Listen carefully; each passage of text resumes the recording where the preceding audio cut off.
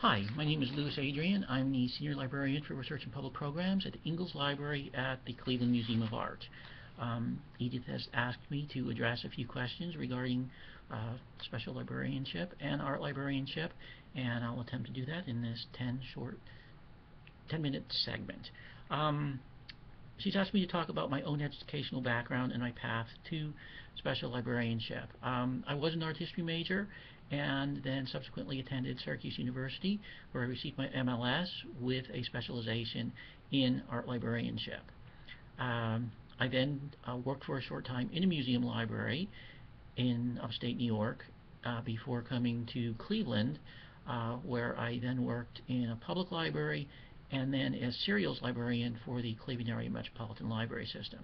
When I came to the Art Museum in 1986, I was appointed serials librarian, and I worked in that capacity until 1991 when I was appointed to my present position.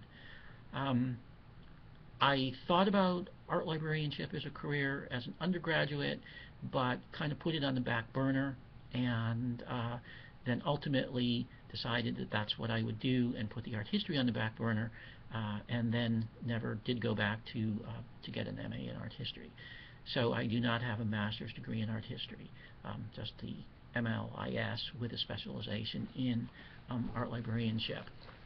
A typical day in the life of an art librarian is quite varied because we deal with such a wide segment of the Cleveland community. It's a little difficult to describe a typical day. When we're working with curatorial staff, those kinds of questions tend to be very high caliber. They're the kinds of things that take quite a long time to answer. One of the things that I do is work very closely with the museum's curatorial staff, registrars, education staff on acquisitions, publications, and exhibitions. And typically those are very long-term projects, sometimes going on for 4 or 5 years. For example, the exhibition that we currently have here, The Last Days of Pompeii, I worked with the organizing curator for probably about a 5-year period on that show. So it takes us in a lot of directions, sometimes outside the realm of art history, and we're then forced to use university and public libraries, particularly the Case Western Reserve University libraries and the Cleveland Public Library, to augment the collections that we have here at the Art Museum. We also have a joint graduate program in art history with Case Western Reserve University, so that we are functioning in many ways as an academic library, doing course reserves, bibliographic instruction. I teach as part of the methodology class that's offered by Case. A segment of that is devoted to the library resources, so I usually teach 2 classes as part of that course as well. We deal with museum members whose questions range from what's showing at a museum right now to biographical and price information on works of art that they own or might be considering purchasing or selling. And we deal with just the general public at large. Unlike most other art museum libraries, we have no access restrictions. Our library is open to whoever would like to use it, which is quite different from most large art museum libraries. So it's a little bit difficult to describe a typical day because we're doing a whole lot of things kind of simultaneously. In addition to providing reference service, we do a little bit of acquisitions work, interlibrary loan. I'm working on very long-term projects with curatorial staff, and then the quick and easy kinds of information that we do provide at the reference desk. The challenges that we face at work, I think one of the challenges that all libraries face is we are short-staffed. We do find that our user base is growing, and that we are getting involved particularly more intimately in the life of the museum with exhibition, publication, and acquisition research. And as I mentioned earlier, this is very, very time-consuming, labor-intense research that we're called upon to do. I have a staff of 2 full-time reference librarians and 2 people from other departments who work. One person works 5 hours a week in reference, and one person works 9 hours a week. So essentially this falls to 2 full-time staff people. I think also one of the challenges facing special libraries, and particularly our library, are monetary issues.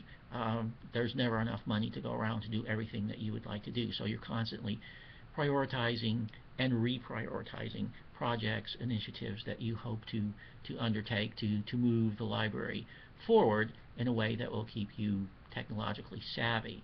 And that's one of the other issues that we have in art libraries is, of course, the issue of electronic publishing, databases, digitization. All of these things are coming to us at a time when our funds are decreased. So we're constantly looking at ways of kind of retrofitting what we're doing and looking to work smarter and harder with fewer resources. Lastly, I've been asked to provide any thoughts I have for people who are considering a career in art librarianship. It's becoming increasingly difficult to find training to become an art librarian. Most of the universities that had art librarianship programs have done away from them, so there are very few. So if you're really seriously interested in becoming an art librarian, I would suggest that you find one of those schools that does offer art librarianship as a concentration, or if you can't, then be sure to build your coursework around special libraries, archives, humanities-based reference, and an art library course if such a course is offered at your university. If that is not available, then I would suggest that you volunteer or intern at an art museum library where you can gain the experience that you need to move your career forward. A couple things that absolutely are essential for art librarianship is a foreign language background. Particularly French and German are the two primary languages of art history, so it's rather essential that you do have, in addition to the undergraduate work in art history, the MLS with a concentration in art librarianship, and the foreign language background. It really does come as a package so that you can be a really good art librarian. It would be rather difficult not to have any foreign language skills and to be a successful art librarian. It's a very rewarding career. I have been at the Art Museum for now 27 years, and I can honestly say that there are a few times when I'm bored with what I do because I have such a wide range of responsibilities, and the kinds of questions that are posed to us each day are really interesting. Some of them are very simple, and some of them are much more complex, but you always come away from what you're doing learning something.